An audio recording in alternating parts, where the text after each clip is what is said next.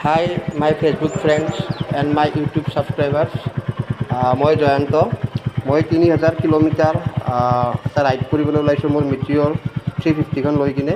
মই ইয়াতে বাইকখন ৰেডি কৰি লৈছোঁ এক্সট্ৰা ফিউলৰ কাৰণে জেৰিকেন দুফালে দুটা, পিছত দুটা পেনিয়াৰ বক্স আৰু পাছফালে টেংক বেগ। মই কুকুৰমাৰা জীয়াকুৰৰ পৰা টু কন্যাকুমাৰী ভায়া দীঘা হয় 3000 কিলোমিটাৰ এটা ৰাইড কৰিম।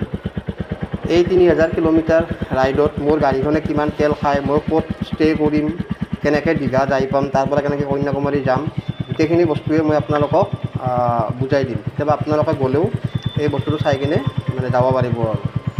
মোৰ চেনেলটো আপোনালোকে ছাবস্ক্ৰাইব কৰি দিব। আই লাভ নেচাৰ I2D মোৰ চেনেলটোৰ নাম। মোৰ ছাবস্ক্ৰাইবাৰ বৰ্তমান বহুতেই কম, গতিকে আপোনালোকে ছাবস্ক্ৰাইব কৰিব।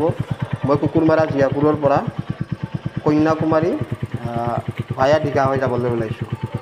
গতিকে ৰাইজৰ আশীৰ্বাদ বিচাৰিলোঁ যাতে একো বাধা বিঘিনি নোহোৱাকৈ মই যাব পাৰোঁ। আৰু চাওঁ আমি ফাৰ্ষ্ট নাইটটো আমি ইয়াৰ পৰা শিলিগুৰিত ষ্টে কৰিম বুলি ভাবিছোঁ। আৰু শিলিগুৰিৰ পৰা ছেকেণ্ড নাইট ক'ত যাব পাৰোঁ চাই লওঁ। গাড়ীখনৰ গোটেইখিনি বস্তু চেক কৰি ল'লোঁ। আৰু এনেও মই গাড়ীখন আজি 4 দিন আগতে ছাৰ্ভিচিং কৰি আনিছোঁ। গতিকে যাবলৈ ওলালোঁ ৰাইজ। আপোনালোকে মোৰ ফেচবুক পেজটো ফ'ল' কৰি দিব আৰু মোৰ ভিডিঅ'বোৰ চাই থাকিব। মই ক'ত কেনেকৈ যাওঁ, কেনেকৈ কি কৰোঁ, গোটেইখিনি বস্তু আপোনালোকক দেখাই দিম। ধন্যবাদ।